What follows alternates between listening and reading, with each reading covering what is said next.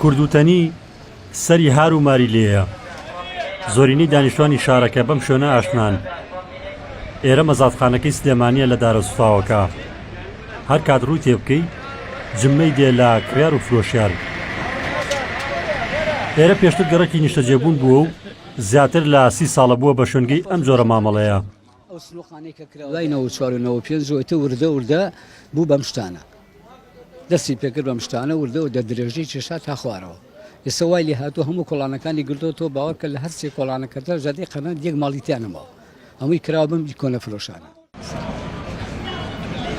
کاڵا و کەرەستەکانی نێو ماڵ لە بچووک تا گەورە کڕین و فرۆشتنی پێوە دەکرێت. هەرزانی نرخەکان گەرموگوڕی داوە بە بازاڕەکە. وەڵام من تقریبا 20 ساڵ ئامۆژگاکەم. هەرچیم نقصا هەرچیم گەرەک بێ فەرشم گەرەک بێ ئەم لێرە ئەکڕم. مەبەردەستم گەرەک بێ لێرە کەمیسا منەمەم کڕیەوە بە 30,000 لە وەڵای لە بازار بە 70-80,000 نایەن بە 90,000 ئەگەر بیەن لای ئەمانە کڕیمە من بە 30,000 خۆشیان ماتۆڕم هێناوە ماتۆڕەکەیان خسۆتە سەر بۆم و پارەیان لێ نەسەن پارەی ماتۆڕستەکەیان لێ نەسەن بوو. ئەم گوزەرە پەیوەندی ڕاستەوخۆی بە دۆخی داراییەوە هەیە و ئەو خێزانانی دۆخی داراییان باشە ئامێر و کەرەستەکانیان دەێنن دەیفرۆشن لە پێناو گۆڕینیان بە باشتر. ئەوانەیشی دۆخی داراییان خراپە لێرە بە نرخی کەمتر لە نیوە هەرچیان بێەوە دەستی دەخەن.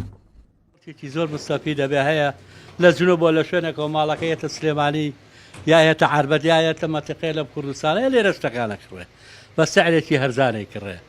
شتی ئێرە مەزارخانە زۆر هەرزانە یا کچ و کوڕێک هاوسەرگیریەکەنیان لێرە شتەکانە کڕن لە قەنەپەوە سەلازەوە تەلەڤیزۆن هەرچی پێویستی ماڵ بێ ئەوان لێرە دەستیانەکەیەوە بەس سعرێکی هەرزانەی کڕن. لای ئێمە ئەوە نییە بڵێ وەڵا بە گرانەوە بە زۆر تەباقە سعری ئەوە لێ و کاکە چەر کڕادا 1000 قەرەسەری و ئەیفرۆشن بەو خەڵکە فەقیرە. گەرچی بەردەوام بازاڕیەم کڕین و فرۆشتنە گەرمە بەڵام لە دوای سەرەڵدانی قەیرانی دارایی و خراپبوونی سیستەمی دابەشکردنی موچە لە هەرێم ڕەواجی زیاتری داوە بەم پیشەیە. زۆرینەی ئەوانەی توانای دابینکردنی کەرەسە و ئامێری نوێیان نییە لێرە پێداویستەکانیان دەکڕن. ڕزگار جەبار کێنێن سلێمانی نەبوونەوەڵە لەوێ نەبوو.